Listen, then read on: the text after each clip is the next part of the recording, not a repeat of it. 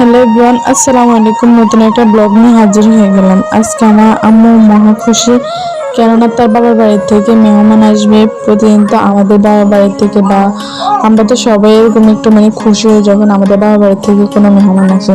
তেমন তো আমাদের মায়েরাও একটু খুশি হয়, কেন মায়েরা বয়স হয়েছে দেখি তাদের বাবার বাড়ি কি চলে গেছে।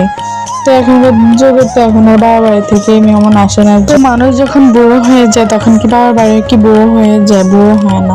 সবাই যত বুড়ো হবে তত মন চায় যে তার বাবার বাড়ি থেকে কেউ একজন আসুক, তখন মনটা অনেক খুশি হয়ে যায়। যদি ভাই হোক বোন হোক কেউ আসুক, বোনের ছেলে মেয়ে কেউ একজন আসলে মনটা অনেক খুশি হয়ে যায়। তো আলহামদুলিল্লাহ এখান থেকে আরও সব নিয়ে আসছে ফল ফ্রুট খাওয়ার জন্য রাত্রে নাস্তা টাস্তা। এখান থেকে সবজি, শসা, গাজর, টমেটো, ধনিয়া পাতা সবগুলো নিয়ে আসছে। তো এখান থেকে গুঁড়া মাছও নিয়ে আসছে। গুঁড়া মাছ তো আর আরও বেজার করে ফেলে। তো বাবার পছন্দ হয়ে যাচ্ছে, সে নিয়ে আসছে। এখান দিয়ে আলহামদুলিল্লাহ কুটাকাটাও কমপ্লিট হয়ে গেছে। এখান দিয়ে কুটা কাটার পরে সকালবেলায় সব রান্নার ভিডিওগুলো নিলাম, যে কখন কি রান্না করলো। তো দেখে আলহামদুলিল্লাহ আমি ঘুম থেকে উঠে দেখে আমার আম্মু রান্না বান্না সব কমপ্লিট হয়ে গেল।